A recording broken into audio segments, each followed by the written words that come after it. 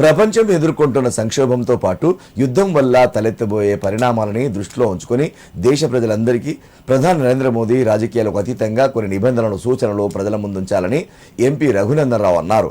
భారతదేశంలోని సామాన్య పేద మధ్యతరగతి వ్యక్తులు ప్రజలు ప్రధాని నరేంద్ర మోదీ ఇచ్చిన పిలుపును అర్థం చేసుకున్నారు, కానీ ప్రతిపక్షాలైన కాంగ్రెస్ పార్టీతో పాటు ఇతర నాయకులు అర్థం చేసుకోలేకపోతున్నారని విమర్శించారు. ప్రజలు కూడా ఎలక్ట్రానిక్ వాహనాలను వాడాలని పిలుపునిచ్చారు. సిద్దిపేట జిల్లా కేంద్రంలోని సరస్వతి శిశు మందిర్ ఆధ్వర్యంలో నిర్వహించిన సంస్కృతి వేసవి శిక్షణా శిబిరం ముగింపు ఉత్సవాల్లో మెదక్ ఎంపీ రఘునందన్ రావు పాల్గొన్నారు. ప్రధాని మోదీ పిలుపుతో ఇంధనం పొదుపును దృష్టిలో ఉంచుకొని ఈవీ వాహనంలో పర్యటించారు. అనంతరం ఎంపీ రఘునందన్ రావు మీడియాతో మాట్లాడారు. పెట్రోల్ డీజిల్ వినియోగాన్ని తగ్గించి ఎలక్ట్రిక్ వాహనాలను వాడాలని ప్రధాని నరేంద్ర మోదీ ఇచ్చిన పిలుపు మేరకు ఎలక్ట్రిక్ వాహనంలో పర్యటిస్తున్నట్లు తెలిపారు. గతంలో మాజీ ప్రధాని ఇందిరాగాంధీ కూడా బంగారం కొనవద్దని చెప్పారని, ఆర్థికవేత్త మాజీ ప్రధాని మన్మోహన్ సింగ్ సైతం పార్లమెంట్లో ప్రజలను ఉద్దేశించి కొద్ది రోజులు బంగారం కొనవద్దని సూచించిన విషయాలను కాంగ్రెస్ పార్టీ నాయకులు మరిచిపోయి మాట్లాడుతున్నారని మండిపడ్డారు. ప్రధాని నరేంద్ర మోదీ ఏ విషయం మాట్లాడినా వారికి రాజకీయం చేయడం అలవాటుగా మారిపోయిందని దుయ్యబట్టారు. కార్యక్రమంలో బీజేపీ జిల్లా అధ్యక్షులు శంకర్, పట్టణ అధ్యక్షులు వెంకట్, సంతోష్, నాయకులు పవన్, తేజారెడ్డి పాల్గొన్నారు.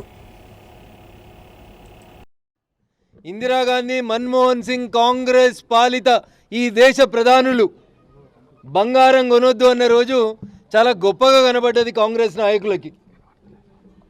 యుద్ధం తీవ్రతను దృష్టిలో ఉంచుకొని లాంగ్ స్టాండింగ్లో యుద్ధం కొనసాగితే మన దేశ ప్రజలకి భవిష్యత్తులో కష్టం రాకూడదని ముందు చూపుతో ప్రజలని అలర్ట్ చేసినటువంటి ప్రధాని గౌరవనీయులు నరేంద్ర మోడీ గారు.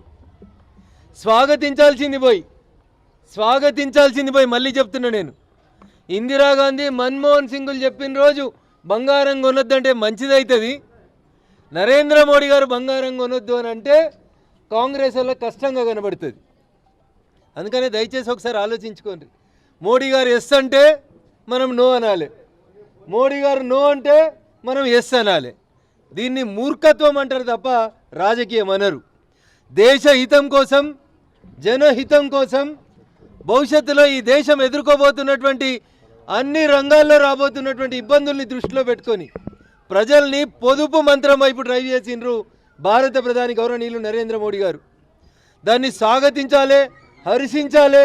కామన్ మ్యాన్ అర్థం చేసుకుంటున్నాడు, కానీ మనోళ్ళు మాత్రం కాంగ్రెస్ వాళ్ళకి, ప్రతిపక్షాలకు మాత్రం అదేదో నేరంగా కనబడతా ఉంది. మోడీ గారు ఇచ్చిన పిలుపులో భాగంగా మెదక్ పార్లమెంట్ సభ్యుడిగా నేను కూడా ఈ రోజు నుంచి ఈవీ వెహికల్ వాడాలనుకొని నిర్ణయం తీసుకొని దాంట్లో భాగంగానే ఈరోజు హైదరాబాద్ నుంచి సిద్దిపేటకి ఈవీ ఎలక్ట్రికల్ వెహికల్లో ట్రావెల్ చేయడం ప్రారంభించినాం. ప్రజలందరికీ నేను రెండు చేతులు జోడించి వినమ్రపూర్వకంగా చేసేటువంటి అప్పీల్, సిద్దిపేటలో చాలా బంగ్లాలు కనబడుతున్నాయి.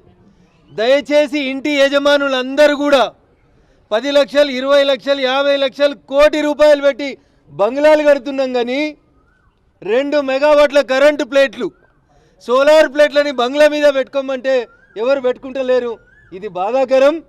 దయచేసి ముందుగా మా భారతీయ జనతా పార్టీ నాయకులందరూ కూడా వెంటనే రేపటి నుంచి భారత ప్రభుత్వం ఇస్తున్నటువంటి సబ్సిడీని ఉపయోగించుకొని మా సిద్దిపేట జర్నలిస్టు మిత్రులు కూడా దేశానికి ఆదర్శంగా నిలబడాలి. సొంతంగా ఇల్లు ఉన్నటువంటి మా మీడియా మిత్రులందరూ కూడా దయచేసి రేపటి నుంచి మీ ఇళ్ళ మీద సోలార్ ప్లేట్లను పెట్టుకొని కరెంటు జనరేట్ చేసే కార్యక్రమానికి సిద్దిపేట జర్నలిస్టు మిత్రులే శ్రీకారం చుట్టిరని మీరు ముందుకు రావాలని నేను మీ అందరినీ కూడా సవినయంగా విజ్ఞప్తి చేస్తూ, ఇళ్లలో గ్యాస్ స్టవ్లు బంద్ చేసి ఇండక్షన్ స్టవ్లన్నీ వచ్చినాయి, కరెంటుతో నడిచేటువంటి స్టవ్లు. దయచేసి వాటిని వాడదాం. పెట్రోల్ డీజిల్ వాడకాన్ని తగ్గించి సాధ్యమైనంత వరకు ఎలక్ట్రికల్ వాహనాలు వాడదాం. ఇంటి మీద సోలార్ ప్లేట్లు పెట్టుకుందాం. భారత ప్రభుత్వం ఇస్తున్నటువంటి సబ్సిడీని సద్వినియోగం చేసుకుందామని చెప్పి ఈ సందర్భంగా తెలియజేస్తూ, 2 మెగావాట్లు ప్రతి ఇంటి మీద ముందు పెడితే 78,000 రూపాయల సబ్సిడీ భారత ప్రభుత్వం నుంచి వస్తుంది. మా భారతీయ జనతా పార్టీ నాయకులతో పాటు మా మీడియా మిత్రులకు కూడా సిద్దిపేటలో మనం దీన్ని ఒక యుద్ధ ప్రాతిపదికన మొదలుపెట్టి ప్రతి ఇంటి మీద సోలార్ ప్లేట్లు బిగించేటువంటి కార్యక్రమాన్ని ప్రారంభిద్దాం. సహకరించాల్సిందిగా సిద్దిపేట మున్సిపాలిటీలో నివసిస్తున్న ప్రతి ఒక్కరికి సవినయంగా ఈ సందర్భంగా మెదక్ పార్లమెంట్ సభ్యుడిగా నేను అప్పీల్ చేస్తా ఉన్నాను.